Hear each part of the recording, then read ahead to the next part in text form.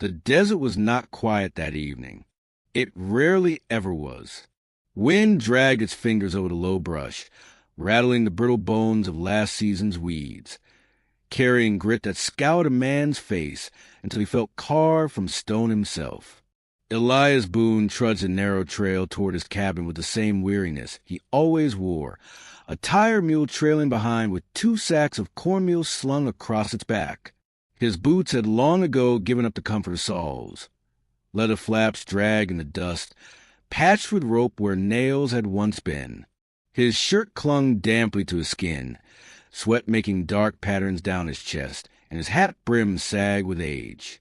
To anyone watching, he looked the image of a man too poor to stand proud, too ragged to be noticed. But Elias had grown used to that. He walked with his eyes steady on the horizon, never asking for pity, never expecting more than the company of silence. The horizon that evening was painted in a bruise of color, purples, reds, the dying gold of day. And yet, beneath that beauty, there lingered unease. Elias felt it first in his chest, the way a hunter senses a shift in the brush before the deer breaks cover. He paused, hand resting lightly on the mule's worn halter, listening. The wind hissed. Somewhere distant, a hawk screamed.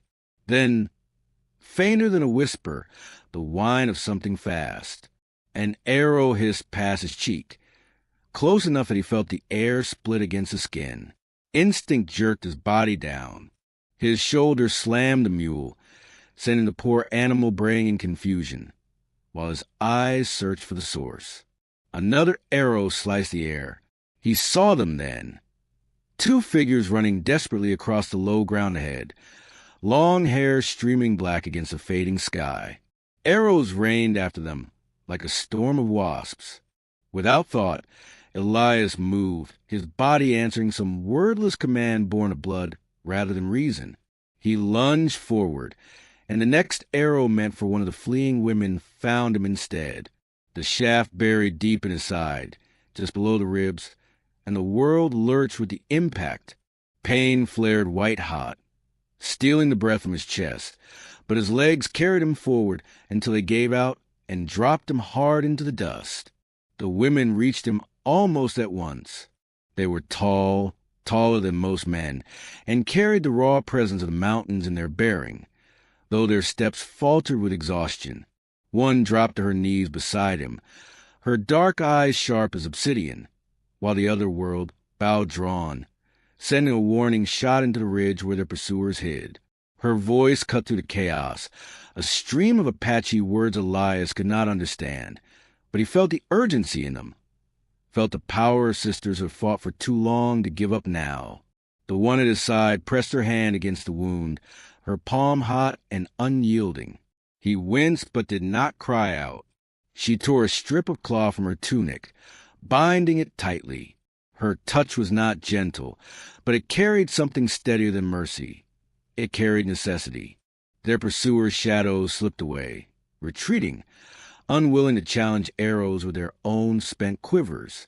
The desert fell quiet again, the silence humming with aftershock. Elias tried to push himself up, but his body betrayed him. The taller sister with the bow, her face set like stone, reached for his arm. He thought she might cast him aside, leave him where he lay. Instead, she hooked her arm under his and with strength surprising even for her size, pulled him upright. His vision blurred. The mule had bolted down the ridge, sacks spilling cornmeal into the dust like a trail of pale blood. He wanted to curse, but could not summon the breath. His legs dragged. Still, they pulled him onward. They found a shallow gulch sheltered by boulders, its floor hidden in shadow.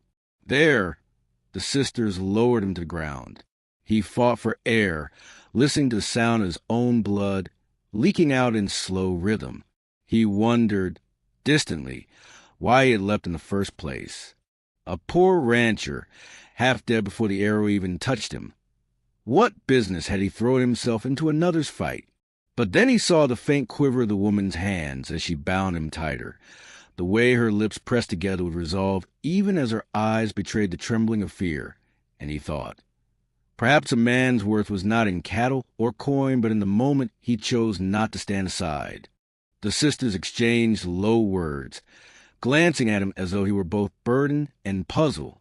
He could not understand them, but their eyes spoke enough. The bow still rested in the hands of the fiercer one, her gaze never still, scanning the ridge for danger.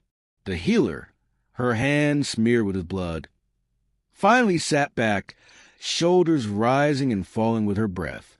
Elias forced his voice out through the grit in his throat.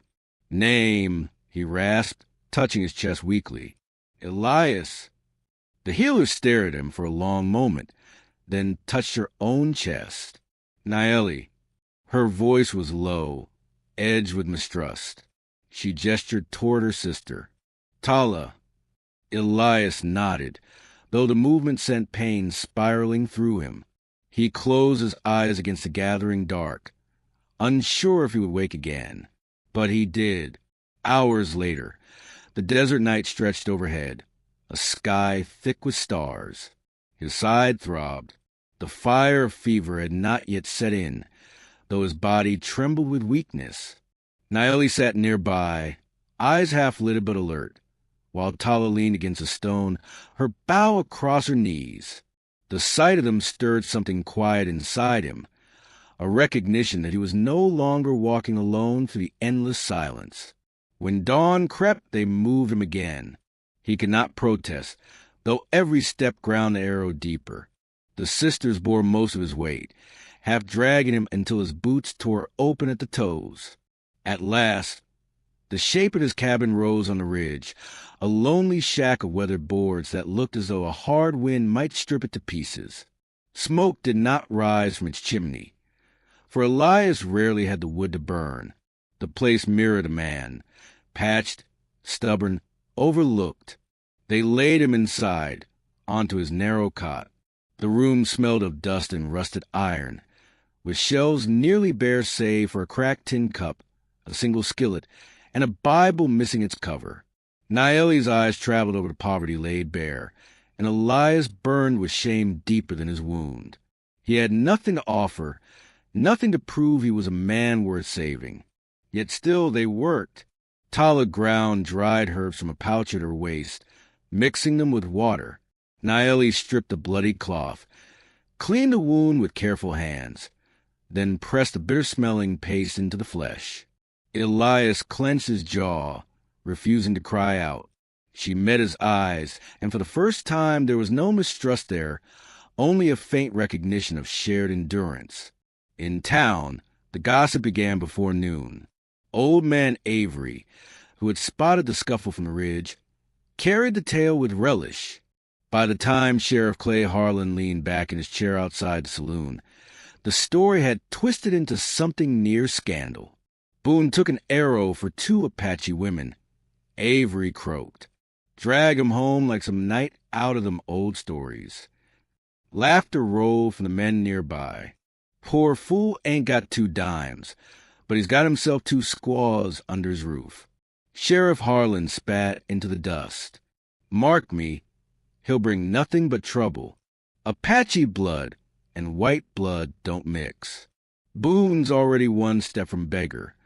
Now he'll drag the rest of us down with his nonsense. And so the seed of judgment rooted in the town, spreading like wildfire through every whispered corner. Back at the cabin, Elias drifted in and out of pain. Time slowed, stretched. He felt their presence close. Tala's heavy footsteps pacing near the door, Naeli's quiet breathing as she worked the wound again and again. His shame gnawed at him, but beneath it something else stirred, a strange small flame of belonging. For once, someone remained, not for his land, not for his coin, not for gossip's sake. Simply remained. The day passed, then another. His strength waned, yet he did not die. The arrow was gone now, replaced by a scar that would burn with each breath. One evening, as dusk bled across the desert, Elias pushed himself upright for the first time. His body shook, sweat dripping down his spine, but he stood. Tala watched him with arms folded, expression unreadable. Naeli's gaze lingered on him a moment longer than before. No words passed. None were needed.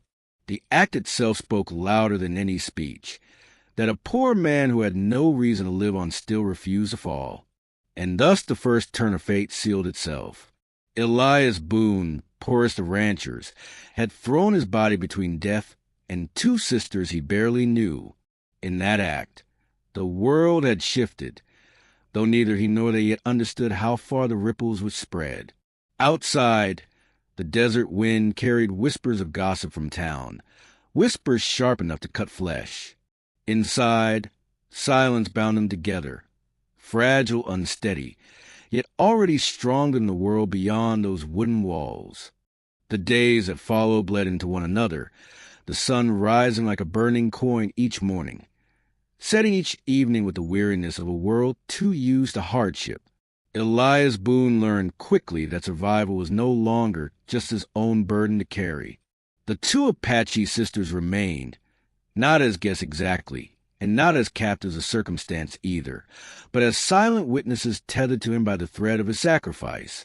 Naeli tended his wound daily, her dark eyes steady, her hands both rough and careful as she pressed herbs into the torn flesh.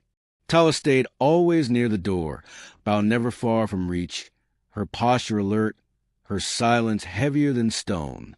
Elias felt shame deeper than any arrow wound as they lived within his cabin. The shack offered nothing of comfort. The boards creaked with every step. The roof leaked when rain came, and the shelves offered little more than dry beans and stale bread. He had built this home with hands too eager in youth, hands that believed effort alone would yield fortune. The land had not been generous, the seasons less so, yet the sisters never mocked, never turned their noses. They moved through the space with quiet dignity, as though even the poorest cabin still deserved respect. That, more than their healing touch, gnawed at Elias. He had always accepted being pitied. He did not know how to bear being regarded without scorn. Each day he regained more strength. The fever broke on the fourth night, leaving his body drenched in sweat, but his spirit steadier. By the sixth, he could rise from his cot without stumbling, though the scar burned with each step. He forced himself into motion, mending the broken latch on the barn, hauling water from the creek in slow, painful trips. Tala watched him, eyes narrowing as though testing the weight of his determination. Naeli, though she said little, once placed her hand lightly on his arm as he passed her. It was a brief touch, almost accidental, but Elias felt it burn through him like a brand. He did not look at her then, fearing that if he did, his shame might burst forth into words he could not take back. The town had not grown quiet. Every journey into town became a gauntlet of stairs. Elias went sparingly, his mule laden with what little he had to trade. At the mercantile, men spat in the dust near his boots. Women turned their faces. "There goes Boone," someone muttered one morning, bringing savages into his home, as if he weren't enough of a disgrace already. Sheriff Clay Harlan confronted him openly on the third trip. The lawman leaned on the hitching post, eyes narrowed against the sunlight, his badge glinting like a threat. "You'd do better running those women back where they came from," Harlan said. "A man's reputation don't survive long keeping company like that." Elias had no gift for words. He stood there, hat in hand, the heat rolling over him like judgment itself. His silence was mistaken for weakness, and Harlan chuckled, slapping dust from his trousers as if the matter were settled. Elias returned home heavier than when he had left, the weight of gossip pressing tighter than the bandage on his ribs. That night he sat outside the cabin, staring at the stars. Naeli joined him without invitation, sitting a few feet away. For a long while neither spoke. Then she raised her hand, pointing to a cluster of lights. She murmured their Apache name, a string of syllables soft and strange to his ears. Elias followed her gaze. "Pioneers called it the Hunter," he whispered, his voice rough. She glanced at him, eyes unreadable, then looked back at the sky. Slowly, they named the stars, one in her tongue, one in his, passing the silence back and forth like a fragile truce. In that moment, Elias understood that perhaps words did not need to be shared for meaning to grow between people. Tala remained more guarded. She spoke rarely, her voice sharp when it came. Once, when Elias stumbled carrying water, she caught him before he fell. He muttered thanks, but she shook her head. "You bleed too easy," she said flatly, her English halting but clear. "World takes blood. Do not give more." Then she left him leaning against the bucket, unsure if her words had been insult or warning. As days turned into weeks, Elias began to notice the small shifts. Tala would leave food near his place at the table. Smoked meat she had hunted herself. Naeli, when she thought he did not notice, smoothed the blankets on his cot or mended the tear in his shirt. Elias returned these gestures in kind, though clumsily, repairing Tala's bowstring with new sinew, leaving the larger share of bread for Naeli without a word. These exchanges formed the marrow of their connection, unspoken acts heavier than declarations. The town, however, would not let go. Rumors swelled like storm clouds. At the saloon, men laughed that Boone had taken 2 squaws as wives to fill his empty cabin. Some whispered worse, that he had staged the arrow wound for attention, for pity. Gossip in the West was not idle. It was weapon. It marked a man, shaped how he was treated, whether he would find help when winter came, whether he would be abandoned when sickness struck. Elias felt it sting every time he set foot in town, and the sisters felt in the way strangers' eyes followed them hard and cold. One afternoon, Elias brought the mule into town for feed. As he tied the animal, he overheard 2 men speaking near the blacksmith's. "Man like Boone's a fool," one said. "He's already poor as dirt, and now he brings savages into his bed. Ought to run him out before worse comes." The other spat, nodding. Elias tightened his grip on the rope, but said nothing. He carried the feed home without lifting his eyes, though the words clung to him like burrs. At the cabin, Naeli noticed his silence, the way his shoulders slumped heavier than the sack he carried.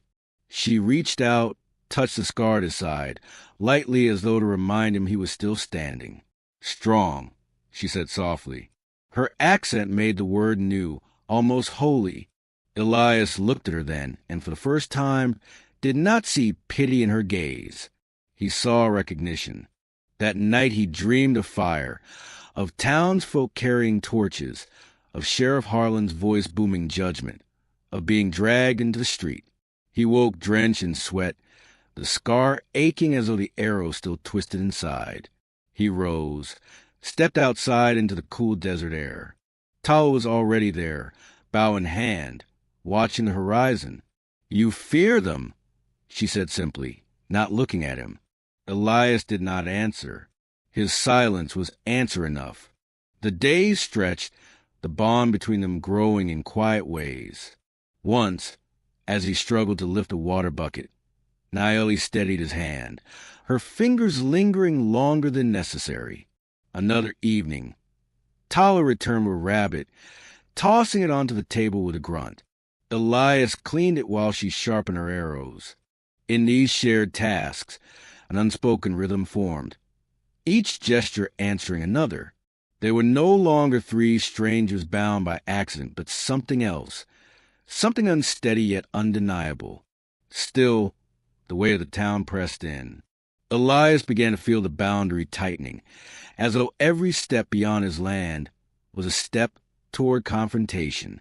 The whispers grew louder, the stares sharper, and beneath it all, he knew it was only a matter of time before judgment arrived, not just in words, but in force.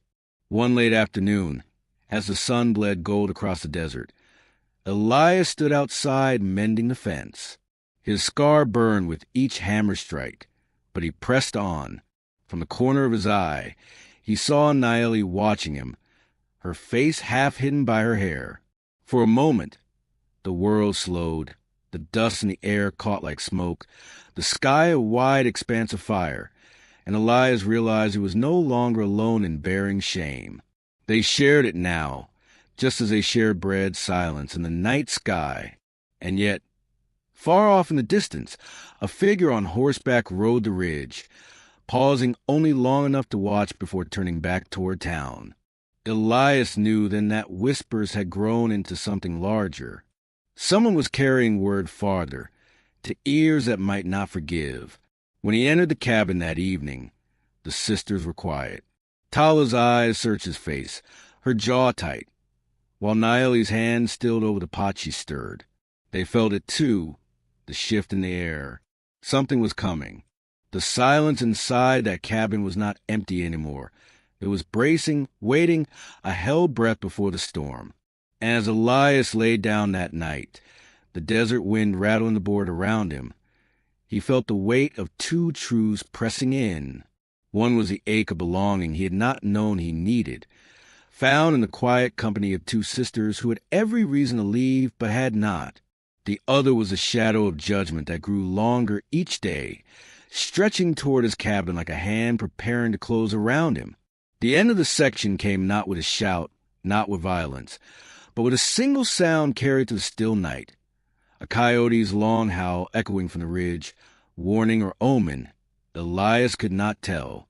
But it made him sit up, scar burning, heart pounding with the knowledge that the days of uneasy peace were numbered. Something moved closer, unseen but certain. And when it arrived, it would test not just his strength, but the fragile bond that had begun to form beneath his patched roof. The air grew heavier in the weeks that followed, as though the desert itself waited for something to break. Elias Boone felt it every time he stepped into town, the way conversations halted when his boots touched the boards of the general store porch, the way men narrowed their eyes and spat, as though clearing his presence from their mouths. Children stared with open curiosity at the two Apache sisters who sometimes walked beside him, their gazes innocent until their mothers pulled them close, whispering sharp words Elias could not hear but could feel. He had lived in shadows before, content to be ignored. Now he found himself standing at the center of attention, unwanted, unasked for, and heavy as the sun of high noon. Sheriff Clay Harlan stopped him one morning by the blacksmith shop. The sheriff leaned against a hitching post, arms folded, the brim of his hat shading eyes that missed nothing. "Boone," he said, voice steady, "you're courting trouble. Town doesn't take kindly to what you're doing. Ain't wise to put yourself on the wrong side of your own people." Elias looked at him, silent as always. Words had never come easily to him. Silence was his shield. He tugged the brim of his hat and kept walking. Behind him came the sheriff's low chuckle. "Stubborn fool," Harlan muttered. "Don't say I didn't warn you." Back at the cabin, he found Tala sharpening her arrows, long strokes of stone against wood. The sound was deliberate, steady, a warning of its own. Naeli was mending his torn sleeve, her fingers deft, her expression unreadable. Elias set down the sack of cornmeal he had carried from town. He did not speak of Harlan, but Tala's eyes flicked to his and seemed to read what lay beneath. "They will not stop," she said flatly. "They see weakness. Weakness draws teeth." Elias said nothing, but that night he lay awake staring at the cracked ceiling boards, hearing again the sheriff's voice, hearing also Tala's blunt truth. For years he had lived bowed, a man beaten not by fists but by poverty, by failure, by silence. But when he thought of the arrow lodged in his side, of Naeli's hand steadying him as he bled, of Tala's words that carried neither pity nor mockery, he felt a slow, unfamiliar fire stir in his chest. Perhaps weakness was not simply what the world called him. Perhaps weakness was what he would remain only if he kept bowing to their judgment. The desert seemed to conspire to teach him resilience. Days stretched long with work, the scar pulling at his side with every movement. He mended fence posts, hauled water, tilled dry earth that barely yielded. Tala joined him sometimes, her long frame casting a shadow beside his. her silence a strange kind of company. When he stumbled, she did not help but watched, testing if he would rise. And he always did, though sweat blinded his eyes and his body trembled. Naeli, meanwhile, tended the small space of the cabin, cooking meals for what little they had, softening the harshness of life with gestures that were almost invisible, until he noticed them missing and felt their absence like thirst. One evening, as the sun fell behind the hills, Elias repaired a section of a roof. He hammered nails into warped wood, sweat dripping from his brow. Naeli stood below, steadying the ladder. The light caught her face, and for a moment Elias forgot his shame. He looked down, and she looked up, and something unspoken passed between them. Fragile as a bird's wing, yet undeniable. He broke the gaze first, returning to the hammer, heart beating too fast. It was then that the first act of open hostility came. A stone crashed through the window that night, shattering glass and startling them from uneasy rest. Elias rose from his cot, scar aching, while Tal was already at the door, bow strung, arrow notched. Outside, the night was silent, the desert wide and empty. Only the echo of laughter drifted from far down the trail. Elias clenched his jaw. It was a warning, a message that whispers were no longer enough. The following day, he went into town alone. He did not bring the sisters, though Tala had insisted she could protect herself. He would not offer the town a reason to sharpen its cruelty further. Inside the mercantile, men snickered, and one spat close enough that the spittle flecked Elias's boot. Elias kept his eyes on the counter, traded for what he needed, and turned to leave. But one man, broad-shouldered, half-drunk, stepped into his path. "Tell me, Boone," he sneered, "which one warms your bed at night? The tall one or the quiet one?" The word struck like a fist. Elias's body stiffened, heat rushing to his face. For a moment, silence weighed heavy. Then Elias stepped around the man, forcing himself to walk. Laughter followed him out, harsh as whip cracks. He kept walking, but inside him something shifted. Shame was familiar, but this was different. This was anger, sharp and steady, and it did not burn itself out. It lodged inside, glowing. When he returned, Naeli saw in his eyes, though he said nothing. She touched his arm briefly, as though to anchor him, and he met her gaze. She did not speak, but the look carried strength enough. That night, for the first time in years, Elias did not feel bowed. He felt the faint stirrings of a man standing taller than his poverty.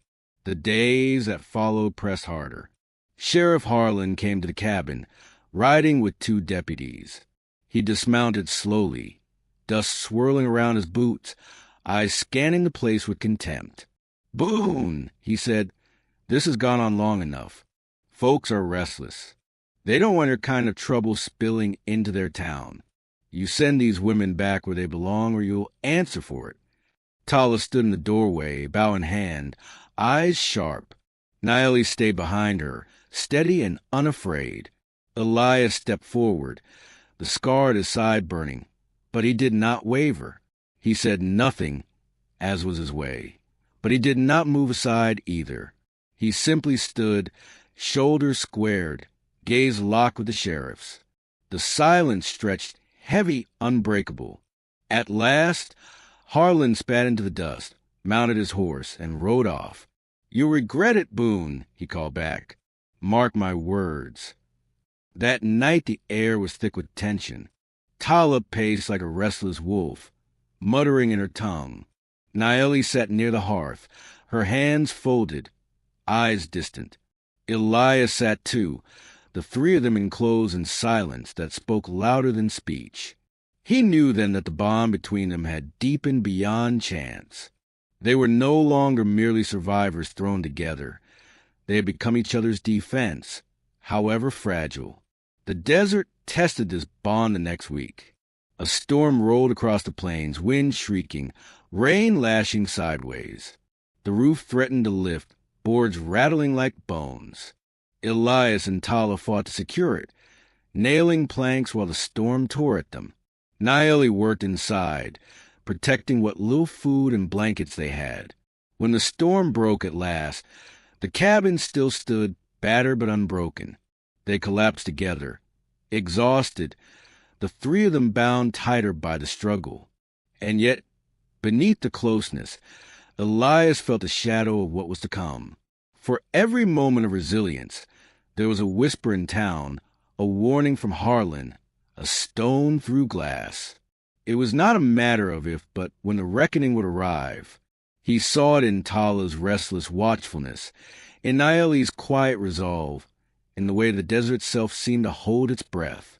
One evening, under a sky awash in silver starlight, Elias sat outside, Scar aching, the earth cool beneath him. Naeli joined him, her presence soft, her silence steady. He turned to her, words gathering at his throat, though he did not speak them. She reached out, touched the scar at his side gently. Strong, she whispered again, the same words she had spoken before. This time Elias did not look away. For a long moment, they held each other's gaze, the silence between them deeper than any decoration. The moment was broken by Tala's voice from the doorway. "Riders," she said. Her tone was sharp, alert. Elias rose slowly, his heart steady despite the scar's pull. On the horizon, faint shapes moved against the dying light. Too many to be townsfolk, too steady to be drunks. The sister stepped closer, and Elias felt the truth settle heavy in his chest. Something was coming. Not gossip now, not stones or laughter. Something larger, heavier, and unavoidable.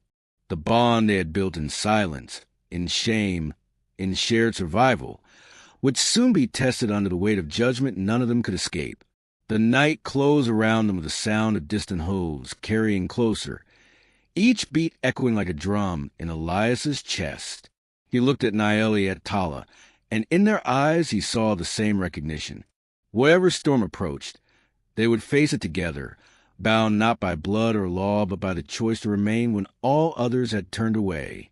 And with that choice came a quiet strength Elias had never known he possessed, a strength that might yet carry them through, or destroy them entirely when the riders arrived. The dawn came pale and cold, the horizon stretching wide with a silence that pressed against the cabin walls. Elias Boone had not slept. He sat on the edge of his cot, boots already on, scar burning like a brand beneath his shirt. Outside, the desert stirred, the faint clatter of stones under hooves, the low murmur of men, the riders who had been little more than shadows the night before it camped somewhere in the hills, waiting for light to show their faces. Elias knew the town had judged him already, but this was something larger, heavier. This was the weight of blood, of kinship, of a people whose daughters he now sheltered beneath his roof. Naeli moved quietly through the cabin, folding the blankets with a precision that betrayed her nerves. Tala stood by the door, bow in hand, her face carved from stone, though her eyes shifted often to the horizon. Elias rose, his movements slow, deliberate, each step echoing in the wooden floorboards. He stepped outside, the chill biting his lungs, and saw them. Riders cresting the ridge in the rising sun, a line of figures dark against the light, their horses steady and proud. At their head rode a man who carried the weight of command in every motion. His hair was silver at the temples, his frame tall and unyielding, his eyes like cold fire. Chief Dason. Even from a distance, Elias felt the authority radiating from him, a gravity that bent the air.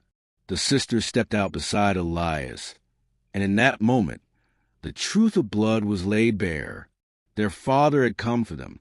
The riders drew closer until the ground trembled with their presence. The townfolk gathered at a distance, word having carried quickly of what was to unfold. Sheriff Harlan stood among them, arms crossed, smugness tugging at his mouth. This was spectacle to him, a chance to see Boone broken publicly, punished for defying the order of things. Chief Dason dismounted with deliberate grace, his eyes never leaving Elias. He walked forward, each step heavy with expectation, until he stood a breath away. For a long time, no words passed. Only the desert wind moved, tugging at Elias's hat brim, stirring dust around their boots. Dayson's gaze shifted briefly to his daughters, and for the first time his stern face softened with relief that was quickly hidden again. Then his eyes returned to Elias, sharp, unrelenting. "My daughters live," Dayson said at last, his voice low but carrying across the plain. "Because of you." The words were not gratitude. They were inquiry. They demanded explanation. Elias swallowed, throat dry. He could not speak easily, but in that silence, Naeli stepped forward. Her voice trembled at first, then grew steadier. She told of the ambush, of arrows flying, of Elias hurling himself into their path with no thought of his own life. She spoke of his wound, of the nights he bled and shivered, of how he bore it without complaint. Her words carried the weight of truth, unpolished and raw. Tala added her own, her voice harder, sharper. She told how the town mocked him, how men spat at him, how even then he stood in defiance, refusing to cast him away. She spoke not as a sister seeking mercy, but as a warrior laying evidence before judgment. Her final words were like flint striking stone. "He bled as one of us." Dayson listened without change of expression. When the sisters fell silent, he turned back to Elias. The pause stretched long, the tension nearly unbearable. Elias kept his eyes steady, though every instinct told him to bow his head, to yield. He had lived bowed for years. He would not bow now, not before the father of the women he had chosen, however foolishly, to protect. "You are poor," Dayson said at last, his voice measured. "Your house is broken. Your people scorn you, and yet you stood." His eyes narrowed. "Tell me why." Elias opened his mouth, closed it again. He searched for words that would not come. The truth was simple, but simple words felt thin beneath so many watching eyes. At last he said only because it was right. His voice was rough, barely more than a whisper, but it carried. The silence after was absolute. Even the wind seemed to hold its breath. Sheriff Harlan shifted uncomfortably, his smirk faltering. The townfolk leaned in. Dayson studied Elias for a long moment more, then reached out. His hand, weathered and strong, settled on Elias's shoulder. The weight of it was not light. It was recognition. "Then you are kin," Dayson said. The words struck the air like thunder. A ripple of disbelief passed through the onlookers. The sisters inhaled sharply, their eyes wide. Sheriff Harlan swore under his breath, face twisting with fury. Elias felt his knees weaken, not from pain, but from the enormity of what had just been declared. Kin. The word was not lightly spoken. It bound him not only to Naeli and Tala, but to their father, their people, their tribe. It lifted him from the dust where the town had trampled him, and set him in a place he had never thought to stand. Dayson turned, raising his voice so all could hear. "Any man who bleeds for my daughters is blood of mine. Any who would harm him, harm us." The riders behind him stirred, their presence like a wall of stone. The townfolk muttered, shifting nervously. The balance of power had shifted in a single breath. Harlan stepped forward, face flushed. "You can't. He's one of us, not one of you. He's a fool, a beggar, and he's brought nothing but trouble here." His words faltered under the weight of so many eyes. He tried again. "You'll tear this town apart with talk like that." Dayson regarded him coolly. "Your town is not my concern. My daughters are, and the man who chose their lives over his own will not be spat upon like a dog."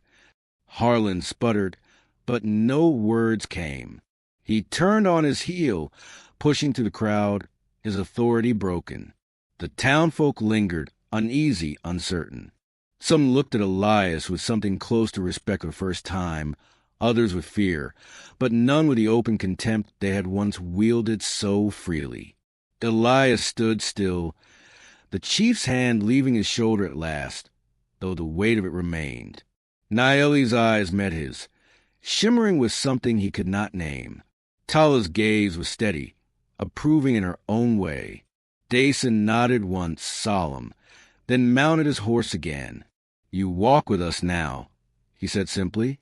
Then he turned, and the riders followed, their silhouettes merging once more with the horizon. The cabin stood quiet again, but the silence was not the same. It hummed with something new, something hard-earned. Elias stepped back inside, his body trembling with the aftershock of what had passed. Naeli followed, her hand brushing his briefly as she passed. Tala lingered at the door, scanning the distance with sharp eyes, then closed it firmly behind her. That night, the desert sky stretched vast and endless, stars burning like embers. Elias sat outside, listening to wind. He thought of the word Dason had spoken, kin, and how strange it felt to be lifted from the dust into something greater. For so long, he had lived as though invisible, his life small and withering. And yet now, because he had thrown himself before an arrow, he had been given more than he ever thought possible. Dignity, belonging, a place not in wealth or land, but in the hearts of those who had seen him stand when all others bowed. Naeli joined him after some time, sitting beside him in the cool dark. She said nothing, only looked at the stars. Her shoulder brushed as lightly, and she did not move away. Elias closed his eyes, breathing in the quiet, feeling for the first time in years that the silence around him was not emptiness but fullness. It carried weight. It carried promise. The town would not change overnight. There would still be whispers, still be judgment, but Elias had discovered something greater than fear. He had learned that a man's worth was not carved by the tongues of others, but by the choices he made when the world pressed hardest. And as the night stretched long, an old truth settled in his bones, a truth that would linger long after the desert winds erased his footsteps, that sometimes the poorest man holds the richest grace, and that the scars borne for others shine brighter than gold. For those who listen to such stories, who carry them like embers in their own hearts, remember this. In a world eager to measure a man by his land, his coin, his pride, the true weight of him lies in the silence where he chooses to stand. Elias Boone, poor rancher, bled for 2 sisters, and in that blood was written a life not wasted but redeemed. So when the time comes for you, listener, and the arrow flies, ask not what others will whisper, but whether you will step forward, for in that step lies everything.